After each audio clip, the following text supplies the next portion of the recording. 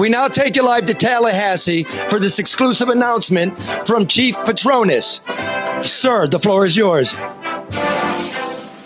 Dear Governor Whitmer, with recent media reports that you and your Chief Operations Officer separately visited the great state of Florida, I want to take the liberty to provide you and your whole entire team materials from Visit Florida, our state's official marketing brand for future visits. Included with this letter, I've attached a summary of our promotional materials to help plan your next visit. As both you and your COO know from personal experience, Florida is safe for travel.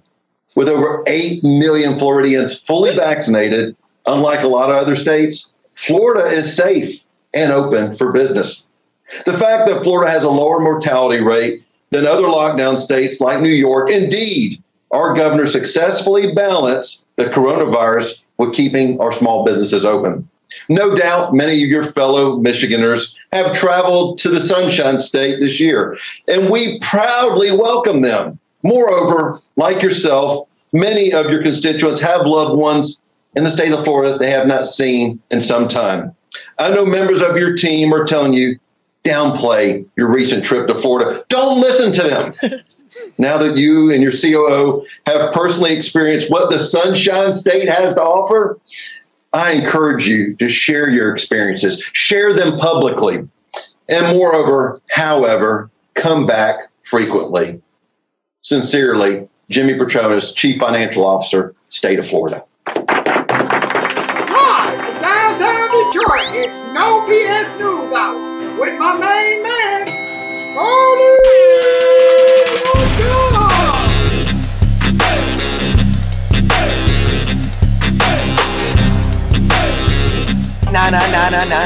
No bullshit!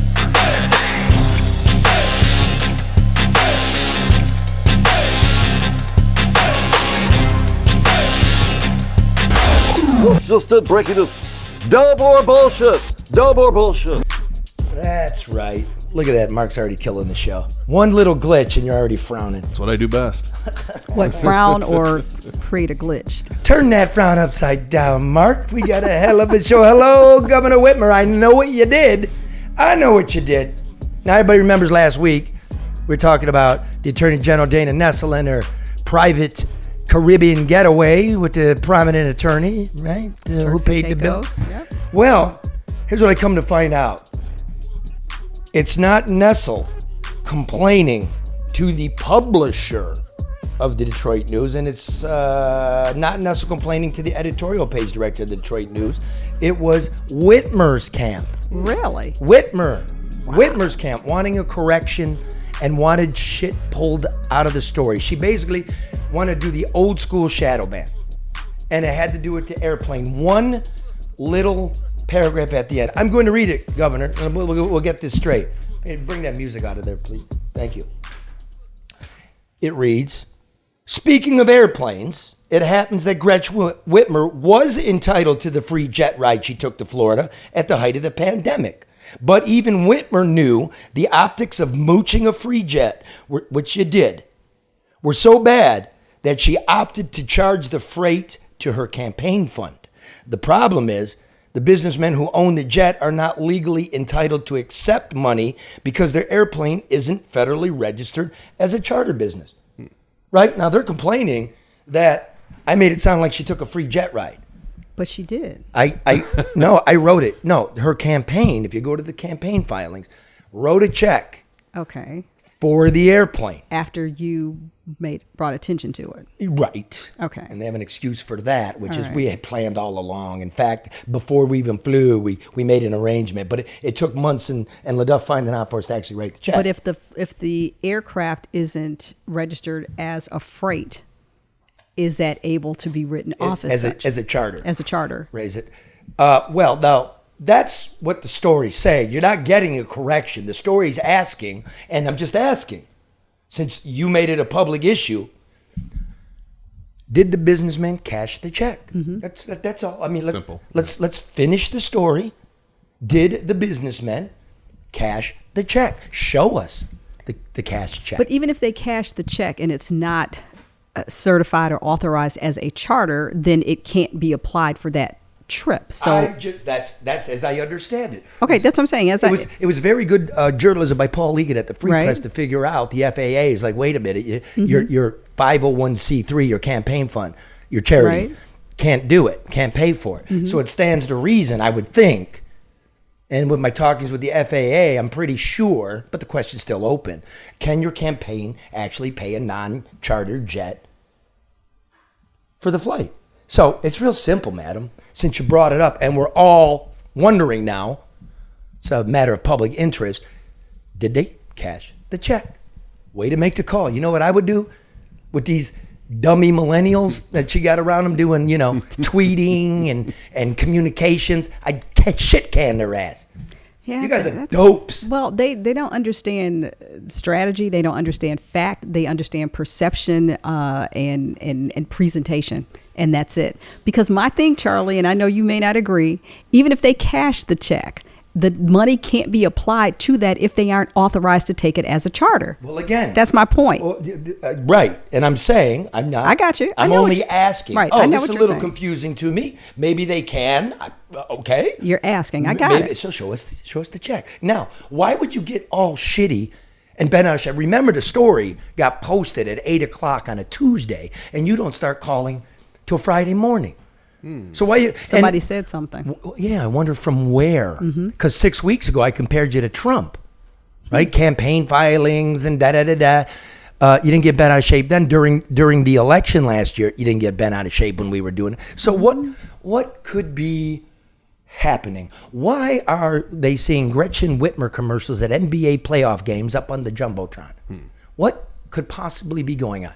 Now, after a few calls, particularly about a dozen, here's the layout.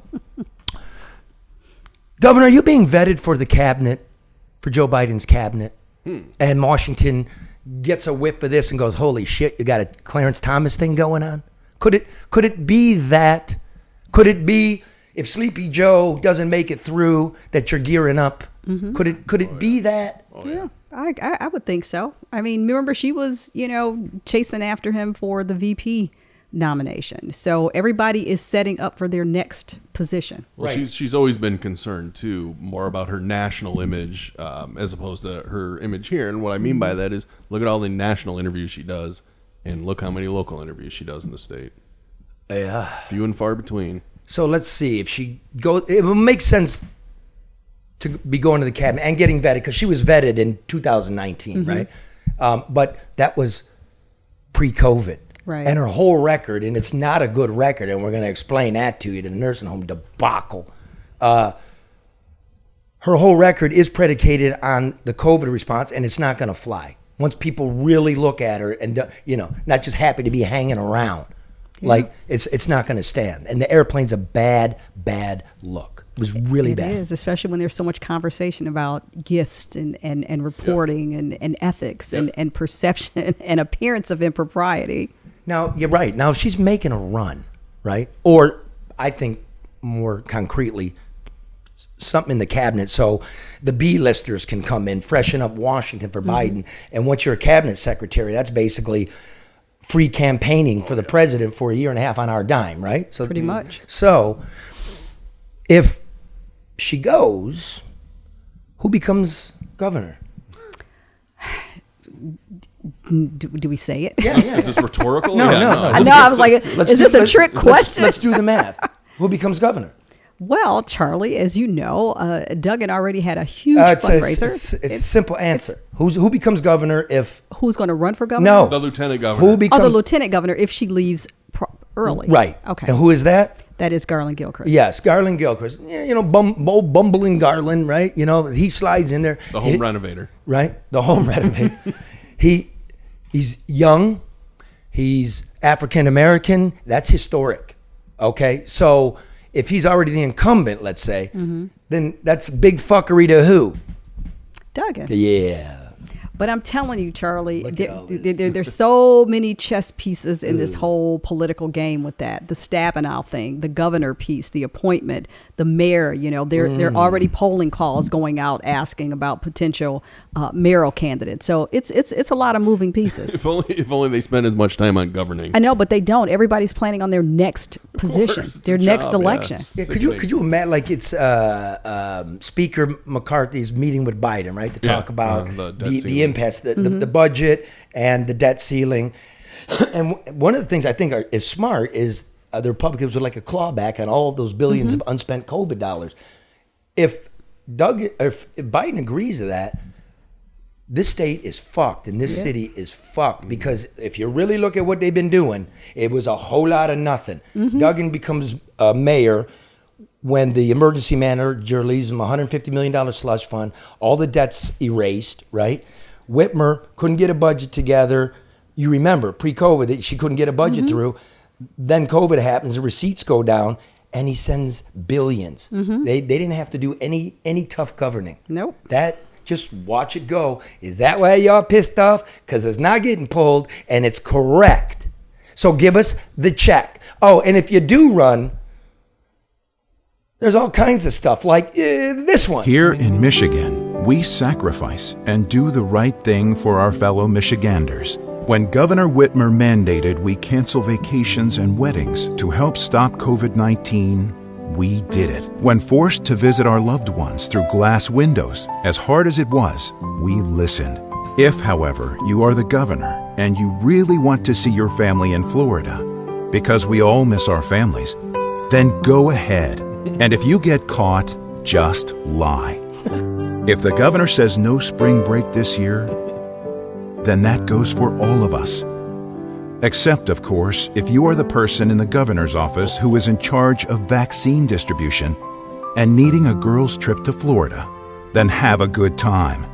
Don't worry about failing to fill out the state's vaccine order, missing the deadline to get an additional 360,000 doses during a massive COVID surge. Your tan will be on point this summer. And as much as we all want to get a condo in sunny Gulf Shores, Alabama, we should heed Whitmer's advice. Unless you're her public health director, then bon voyage. Remember, Michigan, we are all in this together. We play by the rules. Unless you're Governor Whitmer or work for Whitmer. And in that case, play by your own rules. Pure hypocrisy. Pure Whitmer. But Charlie, and everybody knew about this, and people were still just, even if it's somebody that you like, I mean, they were just, oh, that was no big deal. That was wrong. That wasn't wrong. How do you overlook? I mean, I believe in being objective and dealing with facts. If you do something wrong, I'm going to say, Charlie, that was wrong. Regardless, I would be a fool to sit here and say, yeah, I mean, but I'm saying some things are just, definitive, but yet and still her supporters just, were passive and overlooked it. Go ahead, be supporters. I don't forget. You know what I mean? I'll do it later, but my daughter's asking me what my political stance is, and it's all confused. And we'll do that a little bit later. First, I want to encourage you all. If you can't get down to American Coney Island, go online and get a Coney kit. Have them delivered to you. It's barbecue season. And do not boil these hot dogs. They have lamb casing, tender. It's sort of like, what's the difference between a sausage and a kielbasa? The kielbasa has cow intestine. That's the casing because it's very hard. These dogs have lamb. That's why they're like flaky, so how do you prepare crust them? on a They pie. snap. So how do you prepare them? You grill them. Okay. Yeah, perfect for grilling, and then you get what is that? A pound? How much chili? Pound and a half of chili, proprietary chili. The steamer buns, the Vidalia onion, and the cute little hat. You just go to AmericanConeyIsland.com, right? And if you're having trouble getting online to order it, you call XG Service Group because there's something going wrong with your Wi-Fi. With your Wi-Fi. They do Wi-Fi, VoIP, phone service, security cameras, hidden, all of it. Yep. Good guys. All of it. Yeah, they're busy wiring up train tracks right now and maybe a golf course. They're doing cameras. They do construction camera, everything. Everything you structured cable. They redid Drew's They house. redid Drew's. I know a person who could not get internet where they lived further up north in Oakland County, and he managed to do it when no one else could. So Bada bing. That's all you got to do is call Matt Yaskovitz at 734-245-4100. And, of course, as always, ADR, experienced, competent, reduce your costs, increase your bottom line. I was going to have him on because now I can say it. Oh, we're going to have him on. Hey, Duggan, we're going to have him on. Barry Ellentuck was in charge of the demolition for the state, and he was doing a fantastic job till they noticed shit wasn't being done legally. That's true. Blew the whistle, and then he got charged. You know what? Jury came back 2 hours later, and that included lunch. Get the fuck out of here. The guy is good. He's competent. He has overseen more than $250 million in private construction projects. We will have him on. It's time, Mike. We're coming. The truth shall set you free. Right? That's it. Hey, Whitmer, give us the check. If only. Hey, Duggan, you know $2 million more in fines are coming, don't you? You all do. Hi, John. That's true. Get ready for it. All right. Now, we were right about the airplane. Mm-hmm. We were right about the Turks and Caicos getaway for the Attorney General. We were right about the demolition in the dirt. How many thousands of holes got poison shit in there? We're going to find out. We'll get there. And now, nursing homes. I don't know. I really encourage everybody, if you care about this stuff and it's not over for you, that you go to Craig Mauger in the Detroit News last week, a 2-part series about the nursing homes. This is important. Very extensive, very detailed, exhaustive report. He asked for all the complaints against the nursing homes, right? The 450 so federally licensed that the state inspects for the feds, right? So he asked for the first 3 months of the pandemic, March through May 2020. By state law, the Freedom of Information Act, the state has 3 weeks to fulfill that request. He got them 3 years later. Now, we can all guess as to why, right? I know why. yeah, they want to give it. Right. Period. Out of sight, out of mind, it's over. Think of a human being, somebody you love, who caught COVID and can't breathe and is struggling to live, and they're locked away and you can't even see them. We locked our kids away to protect the old people who we locked away By themselves. and they died in the darkness. Now, okay, so what did he find? Michigan nursing homes, this is at the beginning of the, right? Repeatedly failed early in the pandemic to isolate patients with COVID-19, even though we had hubs and they assured us they were isolating them. They failed to provide minimum levels of care, and did not disclose infections of COVID in the facilities when they occurred. Now, something particular like in Ludington, a nursing home staff member was forced to work with 101-degree fever, walking around spreading this, right? In Detroit, one facility was so short-staffed that patients were left to themselves, just locked away. Nobody looking after them.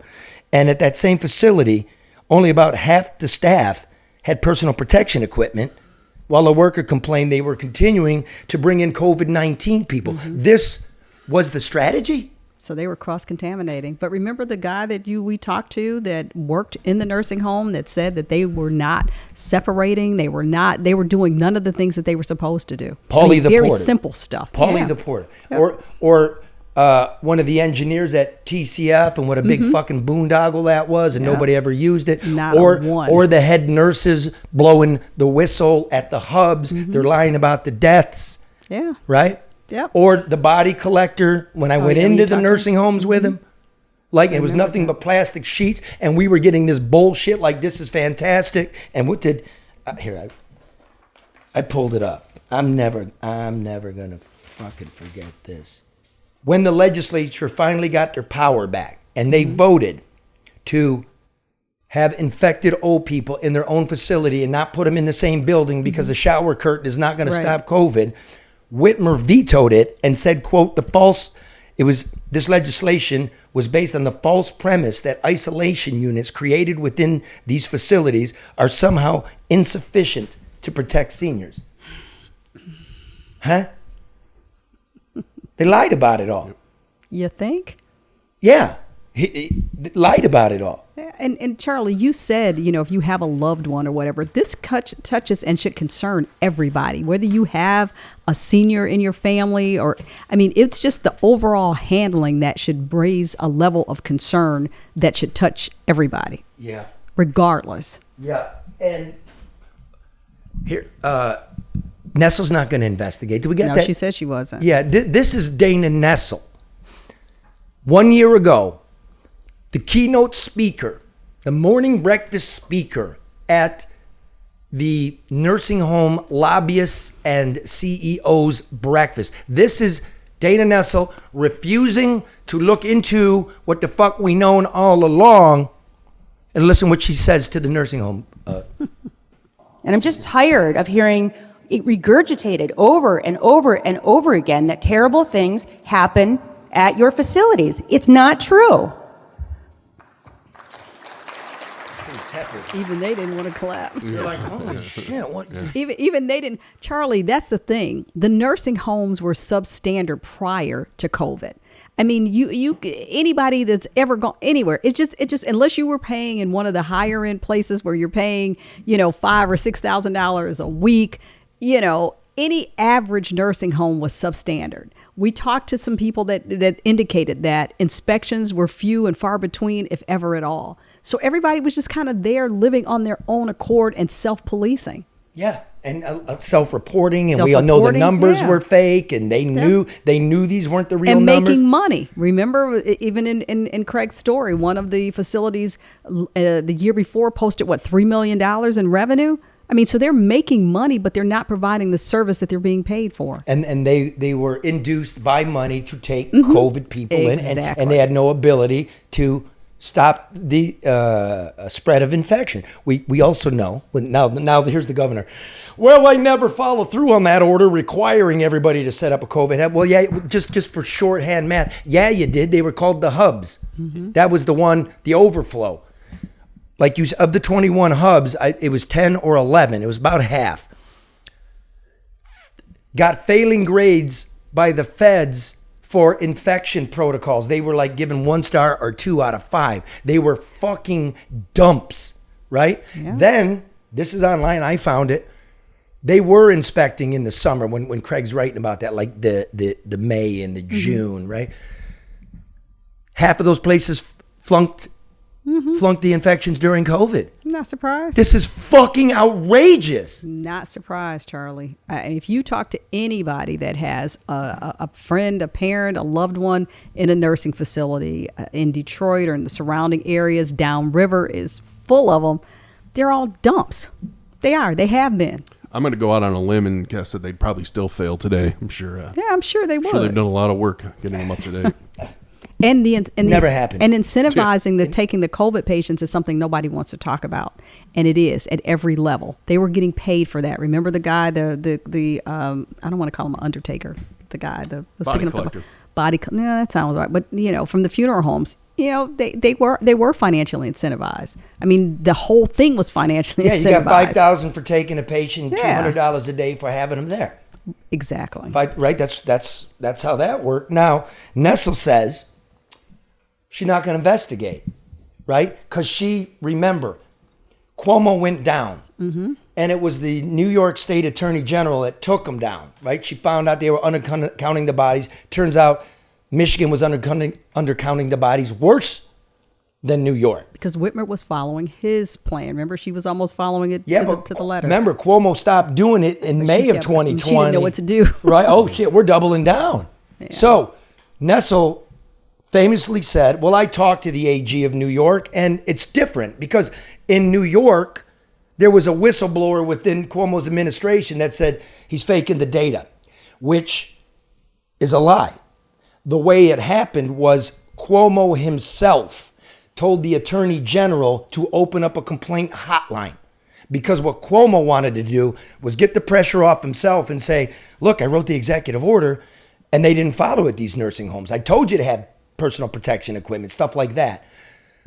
So she opens up the hotline and lo and behold, after the election, she drops a fucking brick on it. She fucked over her own political patron, right? Letitia James. And then Cuomo goes on. So there was no whistleblower.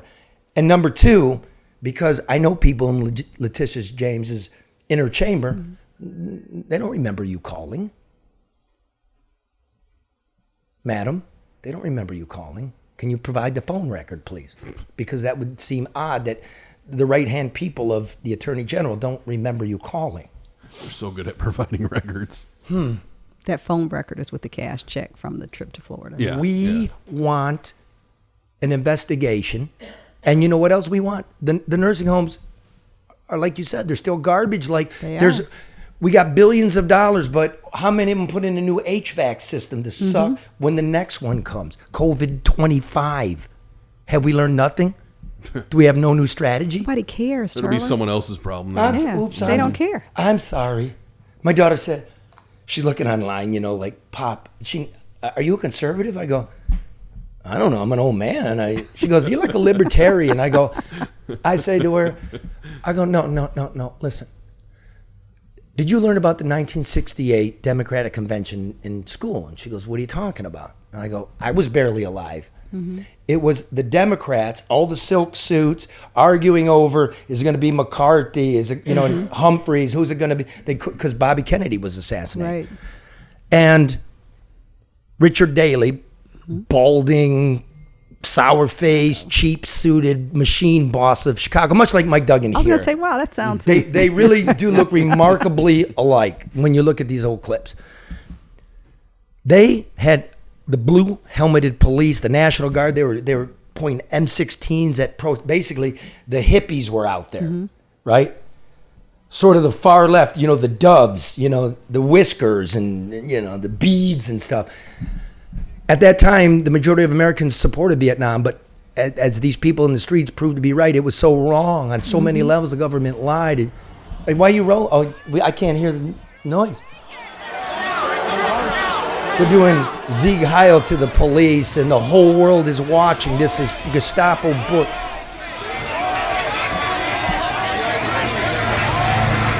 Bringing in the buses and the snow plows and watch them start gassing them and beating the shit.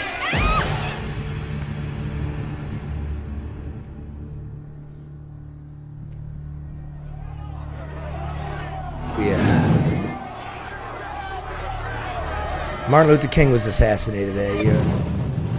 We're such a violent country. Bobby Kennedy. We really are. Look at this. So I say to my daughter, I go, I'm not the ones in the blue helmet, and I'm not the one in the silk suits. I go, there were journalists, clergy, everyday people, older people, black, white. They were all there getting their shit beat. I said, I'm there. So you tell me what I am. What did she say? She went off and started watching it. I go, there's a whole documentary called Vietnam by Ken Burns. It's brilliant, 10-part, if you're looking for something to watch. And I don't know. I said, that was organized by students from Ann Arbor, Tom Hayden, and I said, I went to Ann Arbor for undergrad. And in the same year, there were riots in Berkeley, California, at University of California. And I went, You went there? I went to Berkeley. And I spent a dozen years working in Manhattan, in Times Square, at the New York Times. So if I'm a conservative, I sure spent a lot of time trying to figure out the liberal mind, didn't I? I want my country back. Good luck. You know what I mean? I'm for the peace. Good luck. The dove on the placard. I'm for old people. I'm for our kids. But nobody else is these days, Charlie. That's the thing. I mean, they're talking points and they're photo ops, and there's style and no substance. The rich is controlling it. Like Whitmer took $50,000 from the nursing home people last year. Nestle took $10,000. And they're throwing us crumbs, and we're just coming apart. And so something new. I don't say what you want. What does a label matter? What about the kids? How we fucked them so bad. They turned the pandemic into a political talking point. And you know what they did? They remember, and they pushed all of their henchmen out there. You know what I mean? Like the doctors and just spinning us around and one side, the other side. It was so ironic. Trump was pushing a vaccine that's not as advertised. It's not effective. As they said, it doesn't stop transmission. That's right. Doesn't stop death. Doesn't. But everything is also driven in fear of what we don't know, fear of each other, fear of the unknown. Just who's causing the fear? Your air quote leaders Yep. are causing the fear, and they're making money off of that. And fear. the pukes in the media that decided they're going to pick a side. You got to be on our side. Thank you, Craig, for a brilliant series of articles. It was very in depth. Craig Mauger, the Detroit News. Look that up. Okay, you want to know? I don't forget airplanes, and I don't forget old people in the nursing homes, and I don't forget when Whitmer's people are sending out doctors to do Let It Rip, but the doctor had actually worked on your campaign. Dr. Lab Coat on Let It Rip, and Let It Rip Fox 2 doesn't know that this guy, is a Whitmer associate, and and he's sitting in his own fucking living room at 10 o'clock in a lab coat? Where's the lab coat in their living room? The person that earns the long coat wants to wear it to remind you they're a doctor. At least put the nurse's outfit on. That's after it goes off. Little pumps, I love it. The sheer pantyhose. But no, this was back like 2021. Yeah, 2021 March, I believe. March, when I got to sue the state for data that doesn't exist about the nursing homes, and these bozos. One psychologist, one doctor telling me I'm all wet. Turns out I was right. You did this. This is the argument we had. We just clipped a little bit. So everybody, go home, read some stuff, Google it, and stop with the talking points. We want answers. Listen, wait till you get the data. Wait till you get the data. Wait till you get the information from your lawsuit, and then you'll know. Exactly. My lawsuit is for you, dude. I'm not giving you talking points. I'm giving you facts. There is a discernible difference between just stating simple facts, and citing partisan talking points, which is what Mr. Lucido is up to. Let me finish. No, not the talking points. Give me a fact. Here's a fact. There's nothing different between what the governor of Michigan did compared to many other states around the country. For example, as it pertains to setting up separate facilities inside of nursing homes for COVID patients. That's not what they were doing. Even Tory knew better than that. Yeah, I mean, and it wasn't, but that guy was also included in the commercials, from this, I guess it was from the CDC or the Michigan Department of Health and Human Services, pushing the whole conversation and the whole fear mongering thing throughout. So, yeah. That's you, Dr. Talking Points. Okay, wait till we get the data. I got the data. They were so undercounted. And what was the Whitmer's administration's response to that?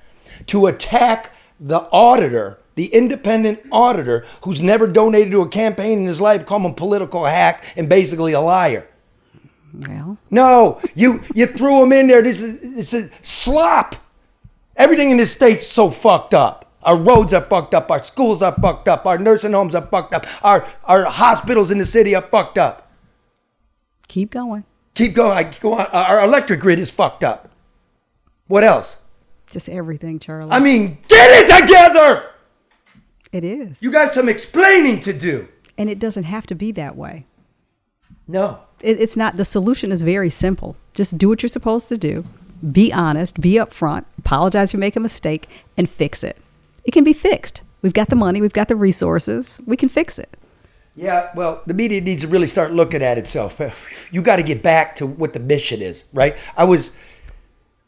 It's sad. Like, I was busy Saturday, so I wasn't looking at stuff. Mass shooting in Allen, Texas. Yep. 8 dead. So it's Sunday, and I'm going through the paper, and I'm reading the New York Times.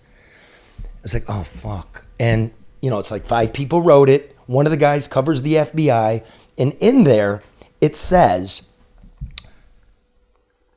you know, law enforcement, according to them, he may have had like white supremacy sympathies, Nazi postings on his social media. And then a few hours later, the guy's name is Mauricio Garcia. Huh. Well. So a white supremacist Nazi Latino, this country is nuts. But that's because we jump to conclusions, we fuel our prejudicial opinions and perceptions, and we jump the gun. Like, we didn't take the time to find the guy's name and determine if, in fact, any of those accusations or assumptions were true.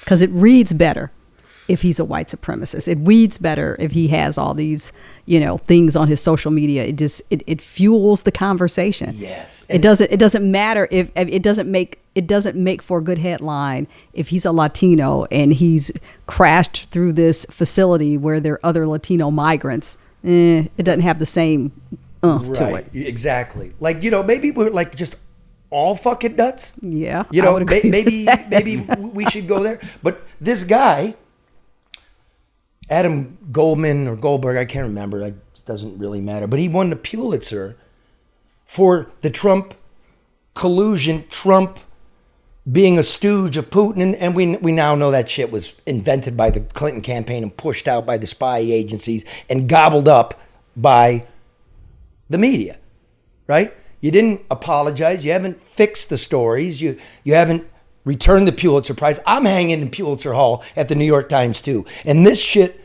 offends me. But they're on to the next thing though, Charlie. And that's it. We grabble, we grovel, we uplift, we complain, and then we go on to the next thing and forget all about it.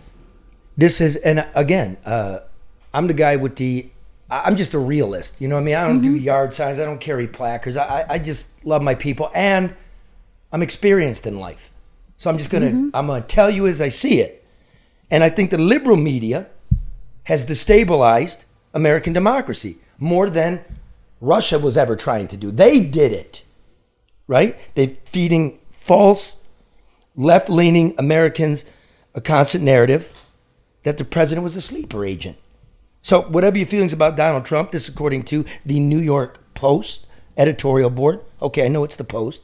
It's a Rupert Murdoch, Fox property, but I know them too.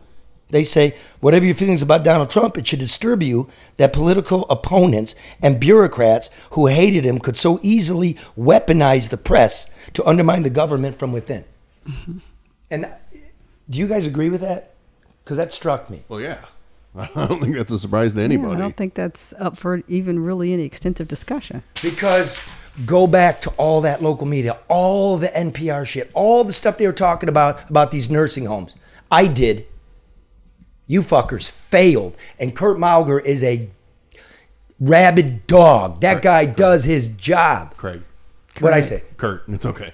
Why did I do that? That's how you've done it. Yeah, it's a slip. Because there's the Kurt Guyette. Yeah. Yeah. It's all right. Yeah. Thank you for that. I didn't even want to correct you, but yeah. Sorry, Craig. Well, that's true. I'm sure he's been called worse. And he does his job. No fear, no favor. The guy, works. Well, he takes his time, too. Yeah, that story was very detailed. And like I said, I read it twice because it had a depth to it that made it resonated with people. And he talked about the guy with his mother. And, he personalized it, substantiated with fact, research, data. I mean, it was a very exhaustive story. Everybody should read that. Yeah, and he tied everything together. Yeah, he did. About the orders, about the fact that... He did the timeline. Right, that Whitmer extended, as did the legislature, a law that allowed the nursing homes to escape lawsuits, for things like death and infection And that spreading. should concern everybody, My Charlie. God. It should really concern everybody because as our time on earth, extends, some point you may end up in a nursing home. I mean, so maybe you're not there now. Maybe you don't have a family member left, but just how they navigate and manipulate things should also speak volumes, because if they're doing it there for nursing homes, they're doing it for everything else. That's why I want to say, my daughter, baby doll, you're good. Just think like you think. You don't got to look for a label, because they're just labeling so they can tear you up.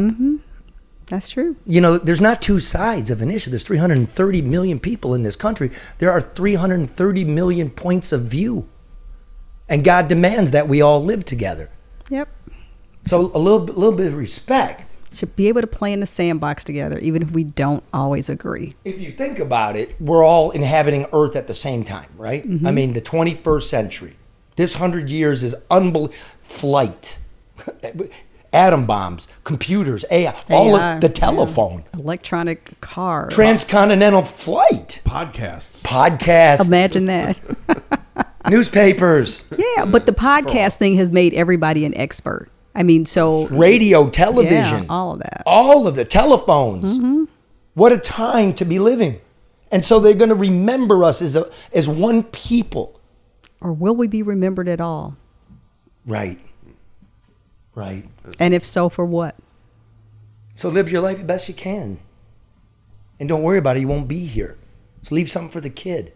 Be forthright and stand up. Right? You do it right. We're gonna give you this.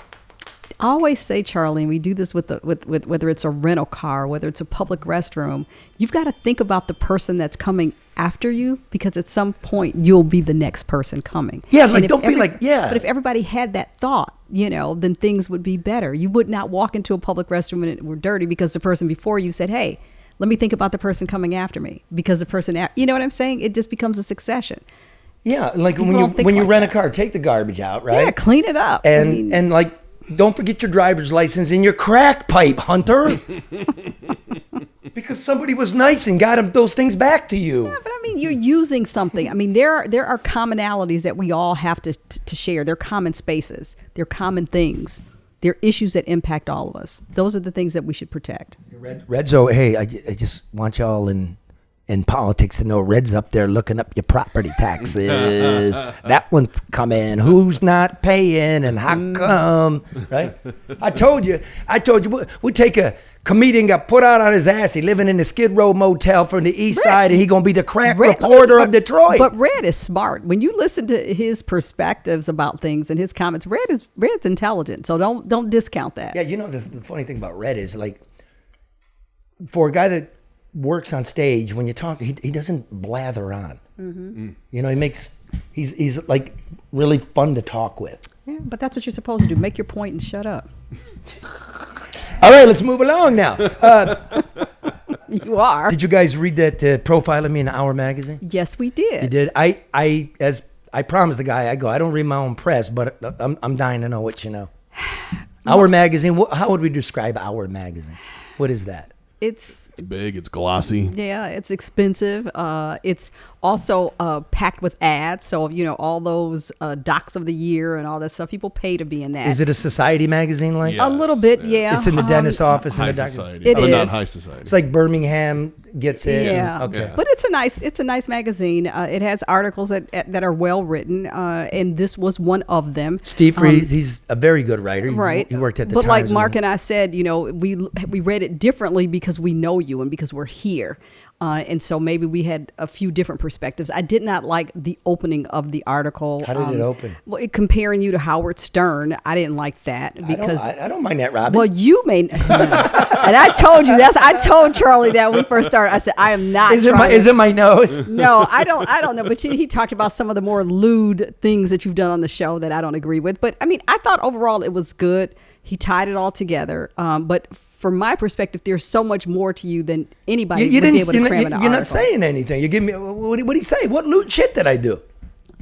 Mark, you. Well, he doesn't like that you smoked. I'll tell you that much. But whatever. That's And then the snowman with the. I know my snowman. He didn't that was horrible. Oh yeah. I didn't like that, but I mean, so it was fine. It's a good snowman. Yeah. Why'd the snowman pull down his pants? Yeah. Because he saw the snowblower coming. That one. Yeah, I really. Come on, that's old. That's such an old one. God. I appreciate Steve admitted that. Look, he had maybe not an agenda, but he had biases coming into this. I mean, he says that maybe in the fourth or fifth paragraph. Like, what did he say? What do you mean? He thought you were. I think he said he thought you were. Just showman. Doing stuff for. And not antagonist. I don't know what. I don't want to misquote him, Mark. He says, "I'm going to admit something that journalists rarely do, but if you're if you're profiling a rule-breaking reporter, I guess that's you. Okay. If you're profiling a rule-breaking reporter, it seems proper to break a few yourself. I came into this assignment eager to write about Charlie LeDuff as a clown and a weirdo, not being a viewer of local TV news, and vaguely aware of the fact that we overlapped for a while the years I wrote regularly for the New York Times. And then he goes on and admits I didn't read your book, which is wrong. I mean, everybody should read Detroit. It's a great book. There's a plug. But the photographs are amazing. Those pictures were... They were good photographs. What was that cat's name? It's escaping me. Really good dude, that photographer. Yeah. Like that picture, those pictures were... Loved them. See, he wanted to set up lights and stuff like they do for Our Magazine, you know, and I'm like, oh, fuck no. It's counter to what we're doing, right? No bullshit, no posing. They're both nice. They're both very professional. They were and nice. very good. Yeah. That is an award. The one with your hand on your forehead. I just made that your profile on your phone. Oh, I love it. It's probably us talking to Red. Like, oh fuck, Jesus. Wait, where we go? That one right there, right? That one. Yep. Yeah. I love that. It's a great picture. That's Charlie LeDuff. I will say there was this is the big thing I took out of it, which I thought it's one of these things that I think we all knew and felt, and he's talking about the ad with Tudor Dixon, which, you know, we wanted to have Whitmer on. I mean, you said that even before you talked to Tudor, like, Whitmer, come on this show. It'll be respectful, but you got to answer some questions. But then this little blurb is in the article here. You pulled up a blurb. I did. Look at that. How professional. You know, Mark is thorough. Mark is like the guy. Yeah, Mark. I have to make up for ruining the show earlier on. You see that? So, look at that. Mark's engineering it. He's shitting over it. He's coming up with content. He comments. He reads stuff. He posts it. He's working with Jeremy. Like the guy is super smart. The preeminent. Yeah, he is. Would you agree, Jeremiah? No. He's the preeminent broadcast. Everything. That's very kind, but that wasn't in the the point state. See, look at him. He doesn't. It's like, oh, just forget that. It's about the work. Let's talk about me some more. Anyway. Yeah. So he writes here, regarding getting Whitmer on the show. It said it didn't work. Whitmer, sitting on a big polling league, gave precious few interviews in the final months of the campaign, and he admits that she even turned down him for Newsweek. And, this is a quote from the article, as a Whitmer aide told me later, they certainly weren't going to risk her talking to LeDuff. Which is what we've known all along. But now it's from an aide to a reporter, be it on... And it's published. Yeah, whatever. Exactly. Yep. Risk her? She's the governor. What's the risk? It's true, though. It's horse shit. But we knew that all along. Yeah, but now this is even more proof. Think about that, partisan people. Like, look, I respect who you vote for, why you do it. Did you hear that? If you can't face me, how the fuck do you face Xi, Putin, Lopez Obrador? How? Me? And the people that put you there. That's the other thing. That is part of facing the people who put you there, Charlie. I mean, you are a journalist that demands answers to questions that have been just allowed to just dangle out there. I'm a reporter, not a journalist. Whatever. Reporter, journalist, you're Charlie LeDuff. Well, once I start wearing a lab coat around my house, you can call me a journalist. Okay. I'll take it one step further, too. Okay. You admit in the article that you voted for the first time, right? What? That you voted I didn't read the article. Oh, voted for who? Did you vote for Whitmer? Yeah. Yeah, and so he throws that in there. So now not only is she dodging you because of the risk, but you voted for her. You're a constituent, and you voted for her. I want answers from my representative. There's nothing wrong with that. No. But that's happening at every level, Charlie. It is happening at every level. And they should not be allowed to get away with it. Let me ask this. Hey, Steve, if you're listening, I appreciate you coming around. He asked me to ask Cuomo if Cuomo would talk to him, right? And Cuomo texted me. He goes, oh, fuck no. Fuck the media, man. They're just going to fuck you, dude. And I'm like, well, what's good for the goose is good for the Michigander. You going to fuck me, you're going to fuck me. I mean, I know who I am.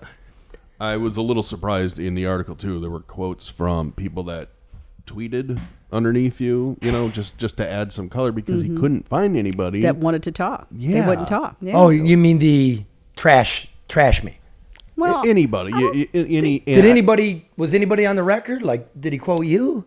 Me. He did quote Karen, yeah. But okay. I don't even remember saying that to him, but it was fine. He quoted a former executive producer at Fox too, that you worked with, but it was nice. I don't know. I have a problem with people quoting tweets in general. Yeah, but if you when can't they're not find verified. anybody else, Too bad. then, Were they trash tweets like ripping on me? Don't read them to me. That's why I don't read my own press. They were they were trying to pose the other side of whatever the issue is. I get that, but I'd rather not hear that from a tweet because they're not if nobody verified. wants to come on and present the other side of the story, then he's not left any other choice but to go to Twitter. I get that. I'm sick of Twitter kind of running news agenda. You see that a lot, stories because there's a Twitter response, and it rubs me the wrong way. Not everybody I'd rather be does rubbed their the right homework. way. Yeah, somebody step up, like the man. snowman. Somebody step up and manhandle me. Come on. Okay, it's time to go now. You know what guys I mean? getting out of No, hand. I mean, like, I know what you mean. Go on the record and say it. Yeah, What, you afraid I'm going to respond? Yeah, that's exactly what he wrote. No, there was a general fear of getting on your bad side. And I'm like, well, it's a different... I don't even know if it's bad side or just the fact that they can't handle questions that they either aren't able or don't want to answer. I think that's more of what it is. They don't like your not controversial, but your style, I guess, kind of in your face. So they don't want to be on the other end of that. Oh, yeah, confrontational. I think is the Charlie's word. like, what? That's so what he put in there, this sounds confrontational. like he ripped the shit out of me. No, he didn't. It was a nice piece. No, he I'm didn't. just looking for the bad stuff. Oh, No, it wasn't a bad art. It was well balanced. It was fine. Yeah, It I really think the wasn't. article was fine. Well, I knew it would be because I know the man's a professional and he's actually got a wasn't a gifted bad pen. piece. And nobody's called me and go like, dude, you gotta answer to this. You know what I mean? No one did that. So yeah, no, it wasn't bad. He did right there at the end too. He wrote where it is. He claims that you're a sensitive soul. I would agree with that. I think Charlie is far more sensitive than people would even realize. Yeah. And you said, I won't read it. He tells me the piece. If you want me to read it, I will, but it can be the most accurate, most clever, most well-written thing. And just like every other human being, when I read my Twitter feed, it's the one asshole picking on me. So if you write a sentence I don't like, then I'm pissed. And that's why you don't read your own press. It's true. I know. It's hard. It's hard to. I mean, there could be 99 nice things written. It's that one thing you focus on. But you know what though? I guess for me, it's like I don't. It just you read it and you keep moving. I don't. Sure. This is just like no. Okay, but whatever. Humans will focus on the negative. They do. They don't know how to do anything else. I do, man. Like, fuck yeah. It was a good article. The picture was great. All right. Well, there's that. That's in what month is it? May. May's edition of Our Magazine. It's got the top. What's the headline? What's the title? Let me go find it real quick. It's what's a red cover? It's like top of the town or. I don't care about the cover. They didn't give you the cover though, man. I didn't get the cover. That's coming next. In the LeDuff is what it's titled. There it is. What does that on mean? the screen? I don't know. It's not revealed in the piece what that means. In the LeDuff. Well, it starts part Howard Stern, part Hunter S. Thompson. Yeah, the Pulitzer winning turned local TV news performance artists no longer as corporate media overlords to please. Can he and we handle that? It's provocative. What does he surmise? Can we handle it? Can we handle? Can we handle it? I think he. I mean, he wrote that his biases were, he didn't find what he thought he was going to find. Oh, okay. And he was it seems like he was pleasantly surprised and impressed with what he walked away with. And you had a quote in there that openly admitted that, if you're going to deliver news, you got to be entertaining. You got to get the facts right. I mean, what's one of Charlie's mantras all the time? Got to have it right. Yep. Got to have it right. Rule number one. Rule number one in modern journalism is the same rule as it was in old journalism. It's got to be right. Yep. At best you can do. Sometimes you get it wrong, you admit it. It's got to be right. But Charlie, rule number two. Oh, there's more than one. Okay. There's only two. Oh, okay. You didn't even hear me. I said there's two. I heard the first one. You're so disappointed. It's not to listen. Rule number two, which may never supplant rule number one, but rule number two is don't be boring. Yep. That's true. Everybody knows that. It's got to be right. Don't fuck with people, right? They're investing time in what you're saying. I have a third rule. Go ahead. What's the third? Always be yourself. I mean, always be yourself. Be your authentic self. And so, I mean, you can't be Walter Cronkite. You can't be Mort Krim. You can't be, and you shouldn't want to be. You don't want to be the next whomever. You want to be Charlie LeDuff. And there are tons of people that try to emulate you. But I tell even kids this and all the time, you will always be your most successful when you are yourself. And that's who you are. You've carved out your own very unique style and approach. And it works for you. We rolling. I want to thank everybody for being part of it. And Jeremiah's like, there's a lot of you commenting. We're looking at them. You know what I mean? Tell us what you think. Give us a subscribe, a like, all that bullshit. Help us out. Help us out. All right? Bullshit, All right. Charlie. I got to piss now. Okay. I need to see the cash check, madam. I need to see that. So we'll be around.